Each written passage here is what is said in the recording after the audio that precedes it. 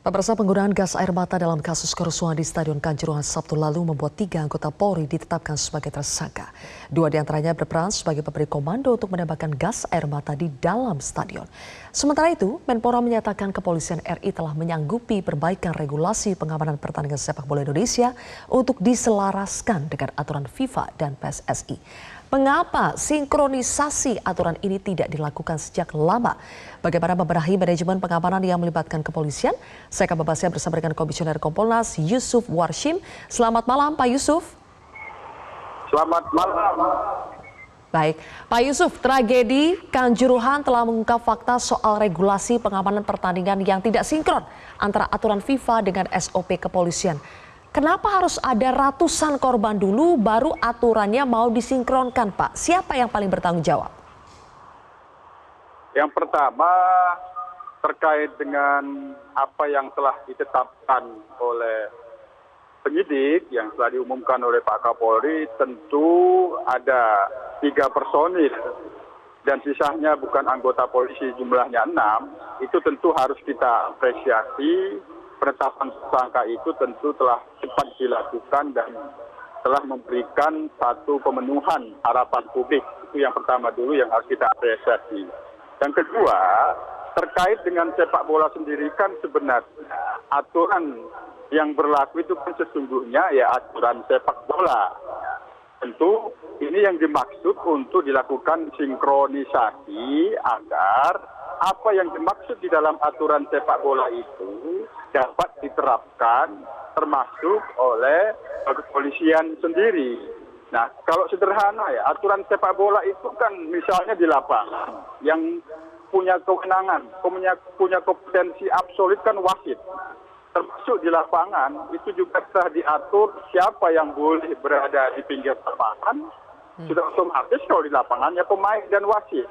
Siapa yang berada di sekitar dekat lapangan itu kan sudah diatur siapa yang boleh dan tidak boleh. Nah, tentu terkait dengan aturan sepak bola secara universal ada pada FIFA dan untuk secara regional, nasional di Indonesia maka itu ada pada kewenangan PSSI untuk mengatur bagaimana penerapan aturan sepak bola. Inilah yang perlu disinkronisasi dengan kepolisian yang merupakan bagian dari pelaksanaan sepak bola terkait dengan fungsi pengamanannya. Ini yang barangkali yang harus. Berarti seharusnya SOP penanganan massa yang berlaku di kepolisian itu diselaraskan dengan aturan FIFA. Jadi SOP kepolisian yang mengikuti aturan FIFA ya Pak kalau untuk pertandingan sepak bola?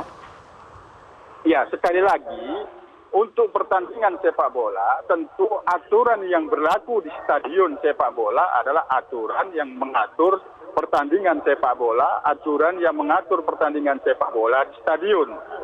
Kan lapangan sepak bolanya tidak berada di stadion kan terbuka. Tentu kan itu berbeda situasi dan kondisinya. Karena kan ini di stadion. FIFA sendiri telah mengatur secara rigid termasuk adanya larangan gas air mata.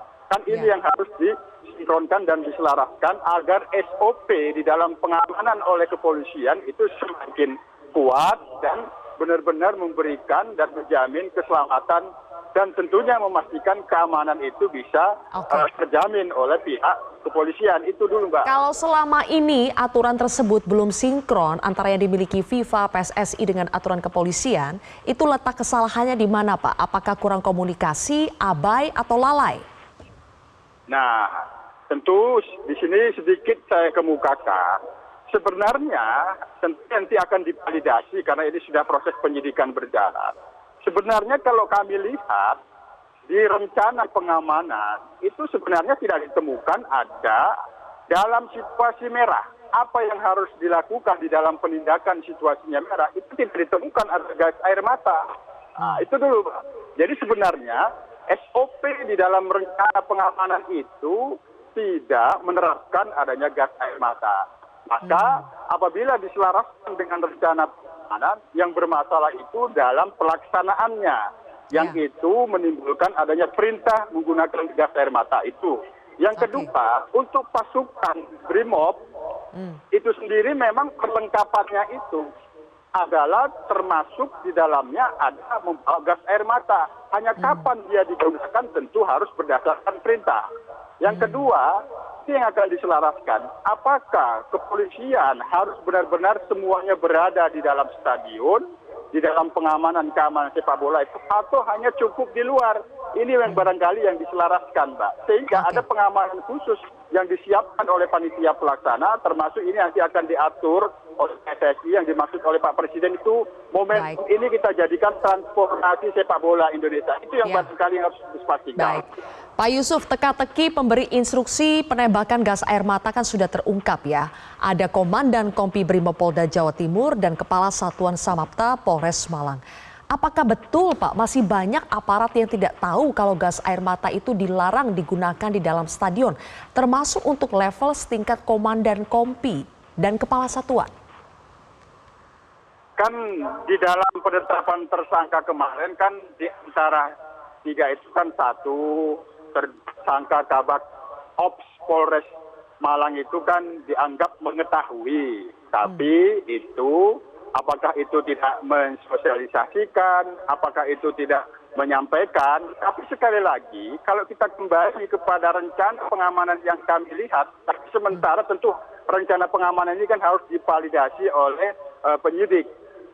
Itu tidak ditemukan adanya rencana menggunakan gas air mata. Nah, tentu itulah yang dimaksud mengapa Kabak Ops yang itu sekarang tersangka mengetahui bahwa gas air mata itu tidak boleh digunakan, dia tidak mensosialisasikan. Ini kan dugaan dulu, dugaan tidak mensosialisasikan atau menyampaikan kepada pihak lain. Kalau untuk yang memberikan perintah itu kan sebenarnya masuk dalam penggunaan diskresi. Nah, hanya dianggap abai ketika menggunakan diskresi, dianggap lalai ketika menggunakan diskresi. Itu posisinya, Mbak.